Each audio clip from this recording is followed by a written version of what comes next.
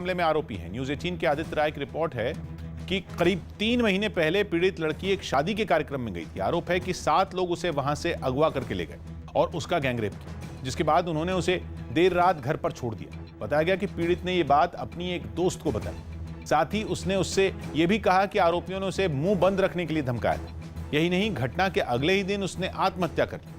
परिवार वालों के मुताबिक उन्होंने जब पुलिस से शिकायत की तो उनकी एक नहीं सुनी गई और पुलिस ने केवल आत्महत्या का केस दर्ज किया। लेकिन करीब 3 महीने बाद यह मामला फिर उठा, जिसके बाद पुलिस ने गैंगरेप का केस दर्ज किया और साथ में 3 आरोपियों को गिरफ्तार कर लिया।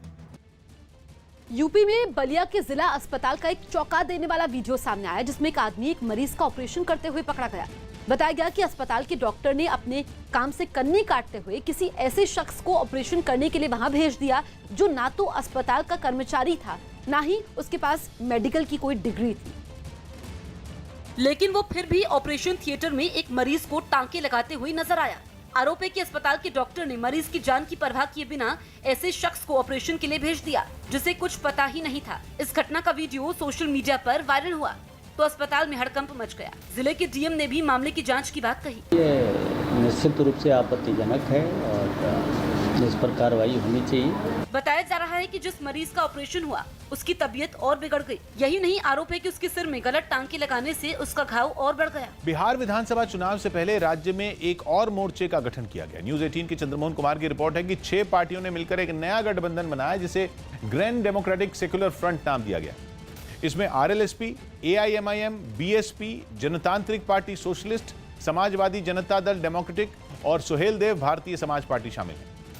इसके साथ ही आरएलएसपी के अध्यक्ष उपेंद्र कुशवाहा को नए गठबंधन का नेता भी चुन लिया गया और उपेंद्र कुशवाहा ही नए मोर्चे के सीएम पद के उम्मीदवार भी होंगे। बताया गया कि नया मोर्चा राज्य की सभी 243 विधानसभा सीटों पर चुनाव लड़ेगा। उनके 15 साल नीतीश कुमार बीजेपी के और 15 साल आरजेडी कांग्रेस के, इससे बिहार के गरीब जनता का कोई फायदा नहीं हुआ। सोशल, इकोनॉमिक, एजुकेशन इंडिकेटर्स में बिहार बहुत पीछे हो चुका है। एनसीपी ने बिहार के लिए स्टार प्रचारकों की लिस्ट जारी कर दी। एनसीपी ने बिहार विधानसभा चुनाव के लिए 40 स्टार प्रचारकों की एक सूची जारी कर दी। इसमें शरद पवार और सुप्रिया सुले समेत कई नेताओं के नाम शामिल हैं। बिहार में एनसीपी अकेले विधानसभा चुनाव लड़ेगी। पूर्वी दिल्ली के एमसीडी के स्कूलों के प्रिंसिपल और बच्चों के परिवार वालों के बीच ऑनलाइन बैठक हुई। इस दौरान दिल्ली बीजेपी अध्यक्ष आदेश गुप्ता और सांसद गौतम गंभीर भी मौजूद रहे। इस बैठक में कोरोना संकट के बीच पढ़ाई के तरीकों पर चर्चा की गई। ऑनलाइन पद्धति से ही क्लासेस चल रही हैं, ऐसे में पेरेंट्स के साथ कनेक्ट करने के लिए इस तरह की ऑनलाइन पीटीएम को ऑर्गेनाइज किया गया है। बिहार के पूर्णिया में शक्ति मल्लिक हत्याकांड के आरोपियों को पुलिस ने गिरफ्तार कर लिया। इसके साथ ही पुलिस ने दावा किया कि पैसों के लेन देन की वजह से हत्या की गई। वो जो रजिस्टर मिला है, जिसके बारे में आप लोगों को दिखाया गया, किस प्रकार से उसमें उन्होंने लाखों रुपए विभिन्न लोगों को दे रखे थे, किस प्रकार से वो पैसों को दे रहे थे, वो अपने आप में जांच का विषय। अपनी गिरफ्तारी के बाद हत्या की योजना बनाने वाले ने भी इस मामले में आरजेडी नेता तेजस्वी यादव के शामिल होने से इनकार किया। उनको फंसाया गया है और वो कहीं भी इसमें नहीं है। दिल्ली के आदर्श नगर इलाके में एक लड़के की हत्या कर दी गई। इस लड़के के परिवार ने हत्या का आरोप एक लड़की के घर वालों पर लगाया। इस मामले में मारे गए लड़के के परिवार ने पुलिस पर भी लापरवाही का आरोप लगाया। एफआईआर दर्ज नहीं हुई है और हमारे पूरे परिवार को टॉर्चर करा गया। सुनील गावस्कर ने T20 में 1 ओवर में 2 बाउंसर का नियम बनाने की वकालत की। गावस्कर फिलहाल आईपीएल के लिए यूएई में मौजूद हैं। उन्होंने दलील दी कि T20 फॉर्मेट में बल्लेबाजों का दबदबा रहा है और सपाट पिचों पर गेंदबाजों के पास करने के लिए ज्यादा कुछ नहीं होता। ऐसे में उन्हें 1 ओवर में 2 बाउंसर फेंकने की इजाजत दी जा सकती है। नए श्रम कानून के खिलाफ इंडोनेशिया के कई इलाके हिंसा की आग से दहल उठे।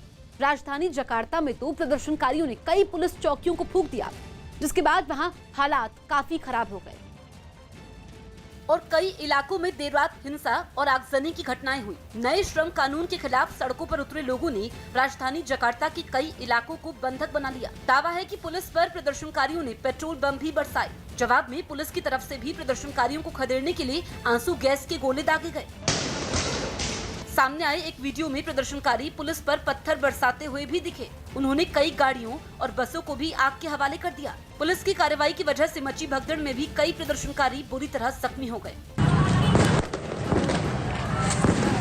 नए श्रम कानून के खिलाफ इंडोनेशिया की राजधानी जकार्ता समेत कई प्रांत हिंसा की आग में सुलग रहे हैं, जिसकी वजह से वहां तनाव का माहौल बना हुआ है। प्रदर्शनकारियों की दलील है कि नए कानून में श्रमिकों के अधिकारों में कटौती की गई है और इसमें ऐसे कई प्रावधान हैं जिनका पर्यावरण पर बुरा प्रभाव हो सकता है।